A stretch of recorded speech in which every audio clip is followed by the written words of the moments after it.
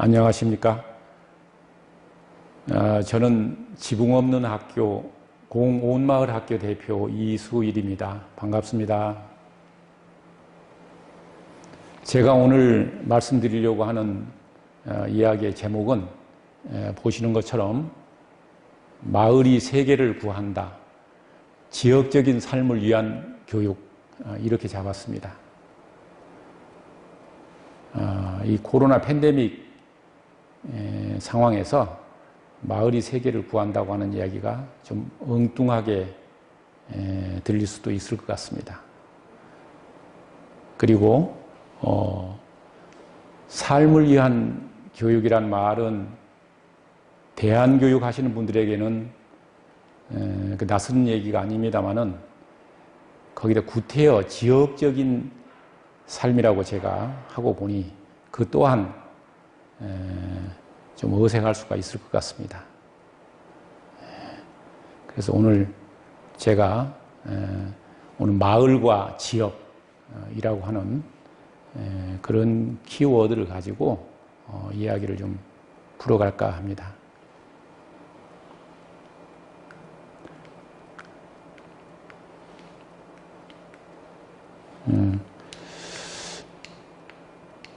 좀 작동이 제가 서투네요. 우선 코로나 팬데믹을 어떻게 이해할 것인가, 여기서 이야기를 시작하겠습니다. 저는 이 코로나 상황을 보면서요, 의문을 몇 가지 가졌습니다. 그래서 그걸 중심으로 이야기를 시작하겠습니다. 저의 첫 번째 큰 의문은 미국이나 영국, 프랑스 같은 유럽의 선진국들이 코로나 앞에서 왜 이렇게 허무하게 무너지는가, 그게 참 큰 의문입니다. 여러분은 어떠신지 모르겠습니다만은 의료 체계가 가장 발달해 있는 선진국에서 왜 그러는가. 그 다음에 두 번째는요, 지금 여러 나라들이 다 공통적입니다만은 국경을 폐쇄하고 무역을 중단시키고 또 안으로는 집합금지, 영업중지로 해서 그 감염을 차단하려고 무진 애를 쓰고 있습니다. 그런데 이것이 과연 성공할 수 있는가, 이런 노력들이, 그에 대해서 의문을 갖게 되고요. 그 다음에 이제 항상 그래왔던 것처럼 예방 백신하고 치료제를 개발해서 이 문제를 해결하려고 노력하고 있습니다. 그런데 이번에도 과연 이런 예방 백신과 치료제로 이 사태를, 코로나 팬데믹을 종식시킬 수 있을지, 그게 세 번째 의문이고요. 또 관련해서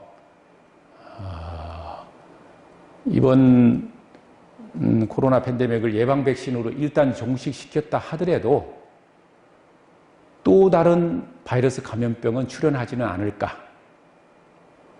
이게 저의 또 네 번째 의문입니다. 그래서 저는 이런 의문을 가지고 제가 알아본 이번 코로나19 팬데믹의 특징을 한 세 가지 정도로 제가 정리를 해봤습니다.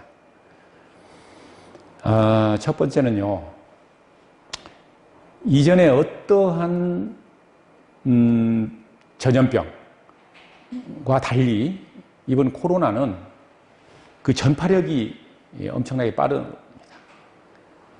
매개체를 통하지 않고 사람 사이에 직접 전파되고, 특히 무증상 감염으로 전파된다는 것. 이게 그 전파되는 걸 추적하고 차단하는 것을 무력화시키는 것이죠.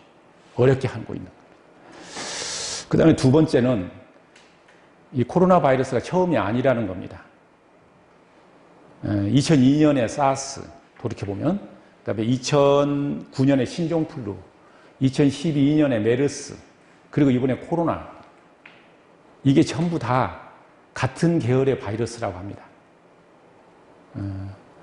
이게 중증 호흡기 증후군이라고, 다 사스 계통이라고 이렇게 보는 것 같아요. 그리고 이게 인수 공통 감염병으로 분류를 하고 있습니다. 사람과 짐승 사이에 타고는 없는 인수 공통 감염병이라는 거죠. 이것의 특징은 변이가 무척 빠르다고 합니다. 소위 RNA형 그런 질병이라 그러는데요. 그래서 변이가 빠르다는 것이고요. 또 보통 여기까지는 많이 이야기하는데 저는 이 세 번째 특징을 사실 개인적으로는 더 크게 보고 있습니다. 그건 다른 게 아니고 가금류하고 대지에 나타나는 바이러스 감염병입니다. AI라고 하는 조류 인플루엔자, 닭이나 오리한테 감염돼 가지고요. 지금도 현재 진행 중입니다. 그리고 아프리카 돼지 열병. 이게 벌써 해마다 이건 연중으로 해마다 계속되는 것 같아요. 그래서 수십만 마리, 때로는 수백만 마리를 살처분해서 매장하지 않습니까? 이것도 결국 인수 공통 감염병으로 우리가 겪고 있는 코로나와 크게 다르지 않다는 겁니다. 그래서 만약 이것이 언제 사람에게 옮겨올지 그 예측할 수 없다는 거죠. 그래서 저는 앞에 둘과 함께 세 번째까지 우리가 같이 바라봐야 된다. 그렇게 봤을 때 이번에 코로나19 팬데믹은 이전에 어떠한 우리가 겪었던 급성 전염병하고도 다르다. 그 연장선에 있으면서도 이번은 다르다. 저는 이렇게 보고 있습니다.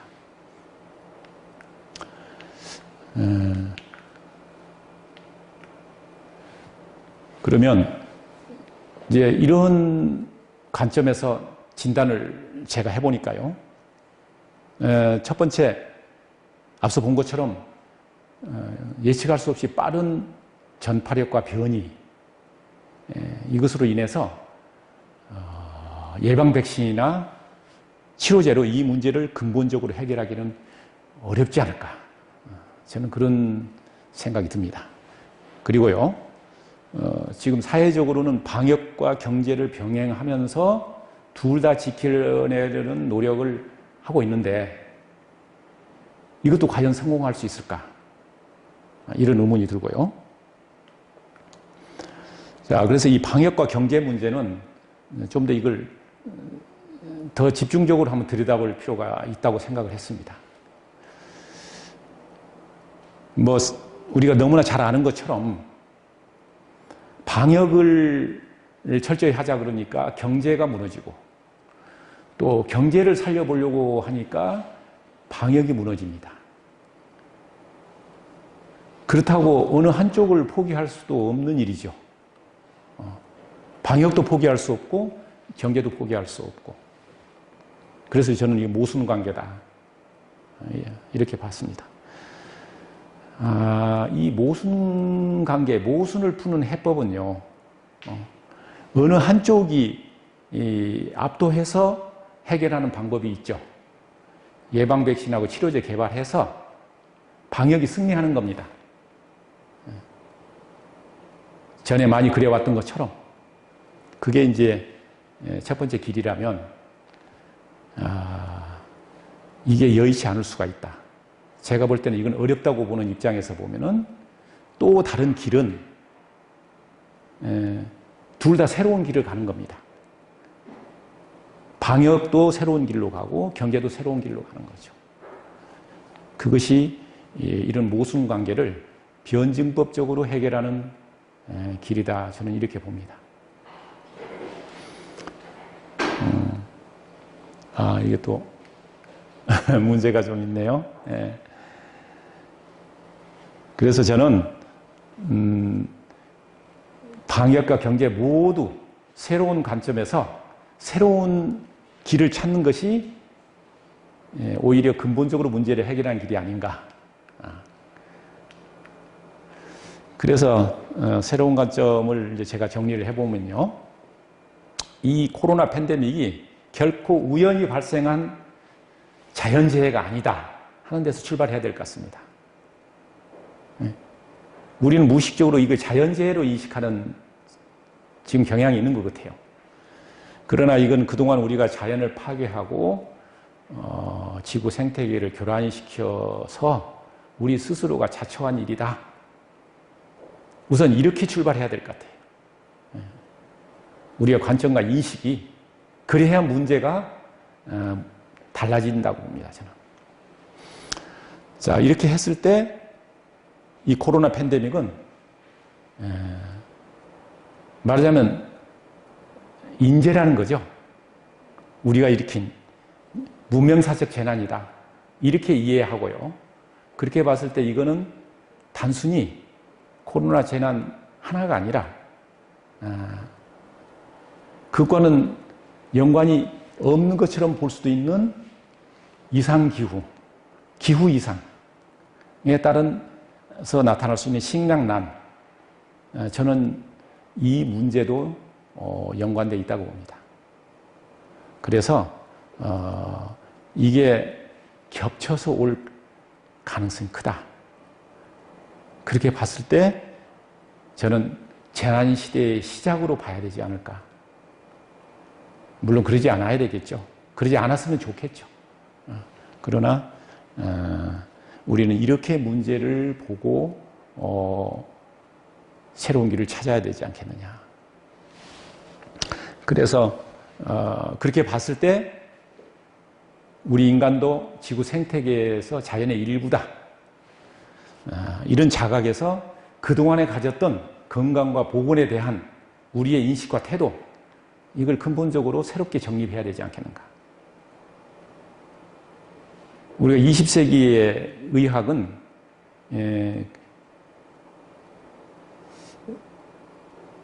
지금 우리가 그 의학과 위생 보건 체계로 지금 대처를 하고 있는 거거든요. 저는 그것이 한계에 도달했다고 보는 것이죠. 그래서 근본적으로 새로 정립해야 된다. 앞서 제가 의문의 첫 번째 의문으로 가졌던 서구 선진국들이 왜 이렇게 허무하게 무너지는가. 저는 거기에 바로 이 답이 들어있다고 본 겁니다. 그러한 보건 위생학 가지고는 안 되겠다. 오히려 문명생활을 오래 한 선진국들의 사람들이 더 자가 면역력이 약해져 있고 이런 급성 바이러스에 더 취약하다. 그리고 그런 의료 체계를 너무 믿어왔던 그것이 오히려 이런 화를 불러오고 있는 것이다. 이렇게 봤을 때 이제는 근본적으로 저걸 새롭게 보건의료에 대한 생각부터 의료 체계 자체를 새롭게 정립해야 되지 않겠는가 싶고요. 그렇게 봤을 때 무서운 질병을 일으키고 있는 이런 바이러스 세균조차도 결국 차단과 박멸의 대상이 아니고 지금까지 우리 근대의학 보건 위생 체계는 이걸 박멸과 차단의 대상으로 봐왔습니다. 그리고 지금도 그렇게 대처하고 있죠. 이들도 따지고 보면 지구 생태계의 일부로 우리가 인식을 해야 되고 또 돌이켜 보면은 지구의 생명체가 진화해온 그 과정을 같이 해온 공생관계, 또 같이 진화해온 공진화관계라는 것. 그래서 다시 그러한 공생관계로 되돌아가는 것. 저는 이것이 근본적인 해결이라고 봅니다. 이건 단기간에 될 수는 없는 거겠지만은 우리가 거기서부터 문제가 생긴 것이다.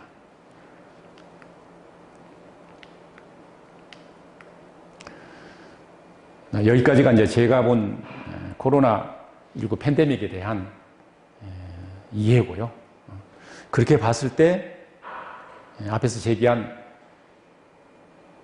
새로운 관점, 새로운 길을 저는 지구적으로 생각하고 지역적으로 살아가자. 그래서 앞에서 제목을 제가 달았던 마을이 세계를 구한다.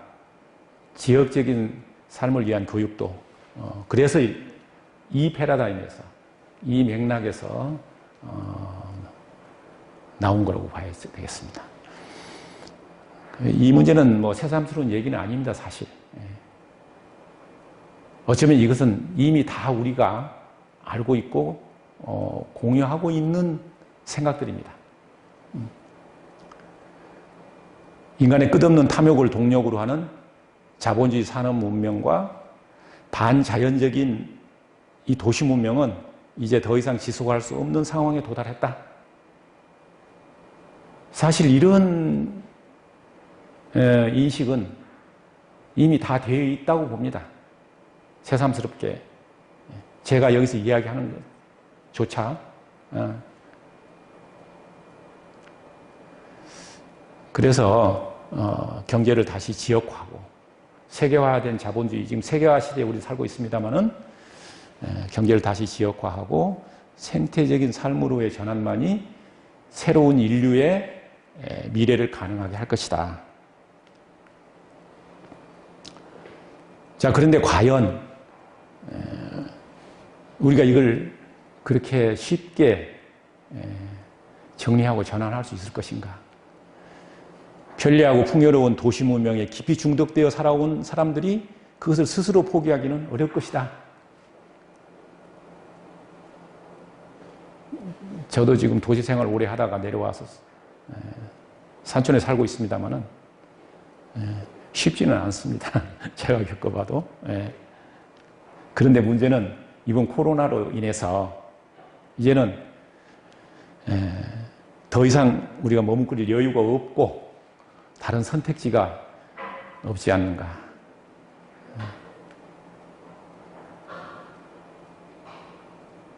어쩌면 우리 스스로 할 수 없는 이런 변화, 전환, 선택, 이것을 코로나가 강요하고 있다. 코로나가 가르쳐주고 있다. 이렇게까지도 이야기하는 분이 계시는 것 같아요.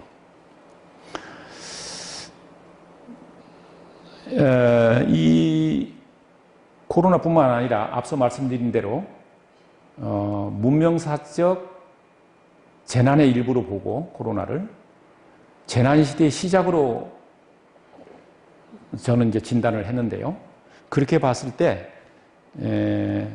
앞으로 기상이변으로 인한 식량기근, 이건 우리의 시대적 특징으로 되고 또 통제 불가능한 이 코로나와 같은 통제할 수 없는 전염병이 주기적으로 휩쓴다고 했을 때 대도시는 가장 불리한 공간으로 전락할 수밖에 없다. 그것이 오늘의 현주소가 아닌가. 이런 상황에서 가장 우려되는 것은 갑자기 그것도 대량으로 이렇게 발생하는 재난에 대한 재난 피난민에 대한 대책이 그 어디에도 없다는 겁니다. 우리나라도 그렇고 세계 어느 나라도 지금 거기까지 생각할 여유조차도 없는 것 같아요. 그러나 그럴수록 저는 더 서둘러야 되지 않겠나 싶은데요. 그래서 이러한 상황은 언제든지 발생할 수 있고 문제는 언제든지 발생할 수 있고 또 그만큼 혼란과 피해가 커질 수밖에 없는 문제다. 당장 이번 코로나 상황에서도 대도시의 사회적 약자들, 소상공인들 이미 수십만의 사람들이 사실상 실직 폐업에 내몰리고 있습니다. 결국 재난 피난민입니다. 어디로 갈 것인가 이분들이. 갈 곳이 어딘가. 결국 산업화 시대에 떠나온 고향, 우리의 농산어촌으로 다시 돌아올 수밖에 없을 것이다. 선택의 여지가 저는 없다고 보는 것이죠. 여기에 대해서 지금 우리는 무슨 준비를 하고 있는가? 저는 국가적으로나 사회적으로 준비를 서둘러야 할 때가 아닌가. 그렇게 생각을 합니다.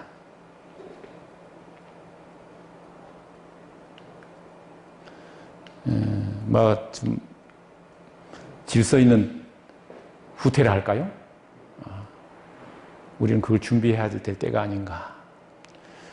자, 그러면 이 지구적 상황에서 우리가 지역적으로 살아가자 제가 이렇게 명제를 걸었는데요. 그럼 지역적으로 살아가는 것이란 건 무엇인가? 생태적인 삶으로 경제를 지역화하고 생태적인 삶으로 전환하자고 그랬는데 생태적인 삶이란 건 무언가? 결국 누구나 자기가 살고 있는 지역의 생태계에 순응하면서 소박하고 건강하게 살아가는 삶. 그게 지역적인 삶이 아닌가.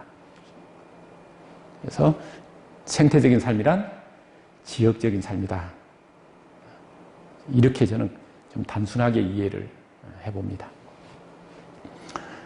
이렇게 봤을 때 지역의 생태계라는 것은 그 지역에서 서식하고 있는 동물이나 식물, 이건 말할 것도 없고 그 지역에 사는 사람들, 우리 인간, 그리고 빼놓을 수 없는 게 미생물까지 포함해서 더불어 살아가는 하나의 생명 공동체로 보는 것. 여기서 우리는 지역 생태계 이야기하면서 미생물까지는 보통 많이 생각을 안 해온 경향이 있었던 것 같아요. 근데 우리는 이번 코로나를 겪으면서 우리의 몸을 병을 일으키는 바이러스 세균들까지도 바로 이 미생물군, 생명 공동체의 일부다. 이렇게 봐야만이 문제가 바로 보이고 해결의 길도 보인다. 이렇게 봅니다. 자, 이렇게 해서 농촌에 많은 사람들이 다시 돌아와서 결국 농촌이 바뀌고 이렇게 됐을 때 현재 고사되어가는 농산어촌이 생태적인 건강성과 활력을 되찾게 될 때 결국 위기에 빠진 도시 문명도 새로운 모습으로 되살아날 수 있을 것이다.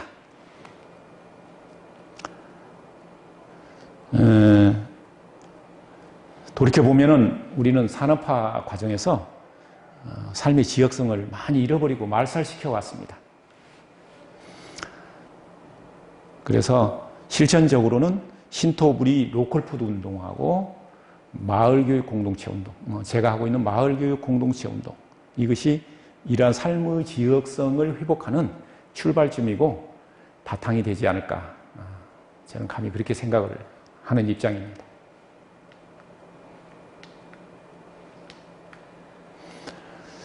자, 이제는 교육으로 좀 넘어가 볼까 합니다.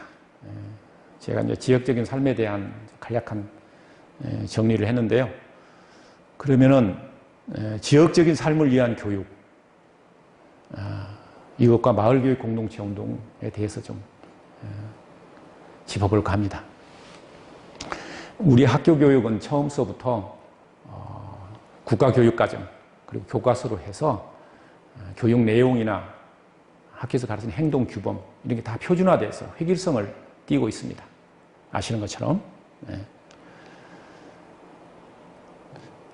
그래서 이 과정에서 우리 학교 교육도 지역성을 말살시켜 온 것이죠. 이 산업화와 같이 교육 안에서도 지역성이 사라졌습니다. 그래서 이거를 다시 되살리는 것은 결국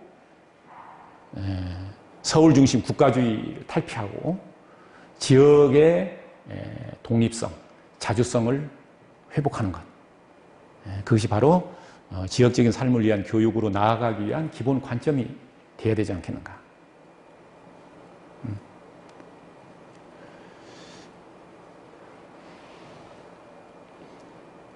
이건 제가 그때 설명하지 않더라도 우리 교육계에서 학교 교육하는 사람들은 특히 이것을 좀 더 진지하게 바라봐야 되지 않을까.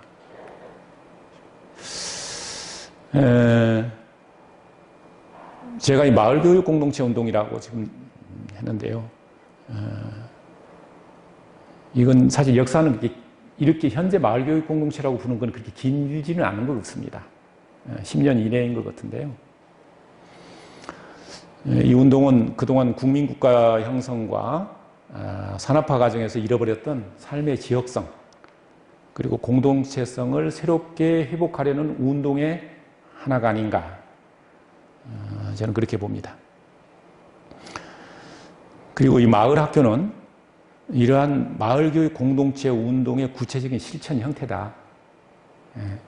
마을학교를 통해서 마을교육 공동체를 만들려고 하는 것이죠. 그래서 좀 지향점이라고 볼 수 있고요. 마을교육 공동체라고 하는 것은 그 실천은 마을학교라는 형태로 하는 겁니다. 그래서 지역에서 자라나는 아이들을 교육을 위해서 그 지역에서 자라는 아이들을 교육을 위해서 학부모, 지역 주민, 학교, 지역 교육청, 그 지역 지방자치단체 교육 관계자들이 다 서로 협력해서 하는 공동체적인 하나의 활동이다. 이 활동 자체가 교육 공동체적인 그런 활동이 되는 것이죠. 이렇게 좀 정리를 해보고 있습니다. 자, 이러한 마을학교 운동은 내용면에 들어가 보면은 암과 삶의 괴리를 극복하면서 삶을 위한 교육, 그것도 지역적인 삶을 위한 교육을 지향하는 것이다. 이렇게 요약할 수 있을 것 같습니다. 자, 그러면 이런 지역적인 삶을 위한 교육을 지향한다. 하는데요.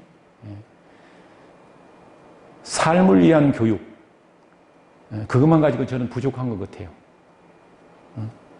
그래서 저는 지역적인 삶이라고 해서 지역에다가 방점을 놓는 겁니다.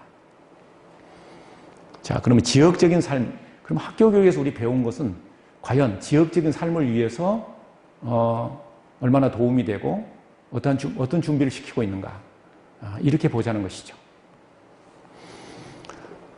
그래서 마을학교 운동이 나온 겁니다. 이런 지역적인 삶을 위해서 필요한 지식과 능력,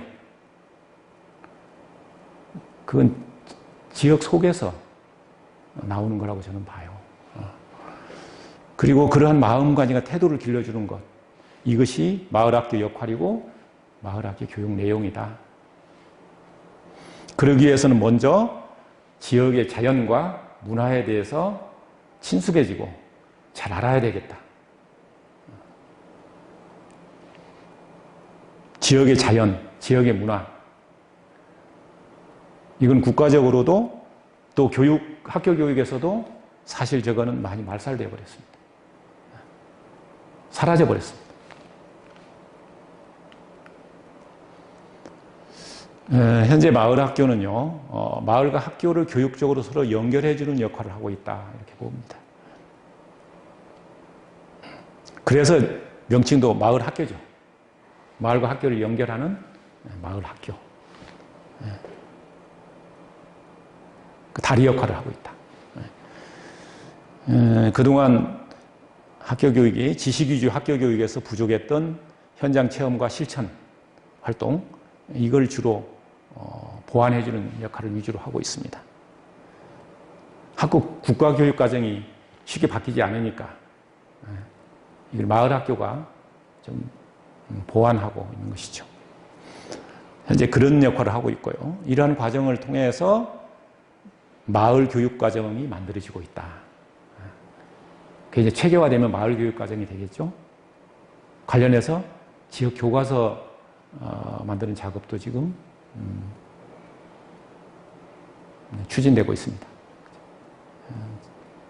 저희 전남 고흥에도 올해는 그걸 좀 추진하려고 계획은 갖고 있습니다만은, 이렇게 될 때 진정한 마을교육 공동체로 발전해 갈 것이다. 이렇게 방향을 보고 있습니다. 그런데 이 마을학교 운동이 언제까지나 학교와 학생을 돕는 데만 머물러 있을 수는 저는 없다고 봐요.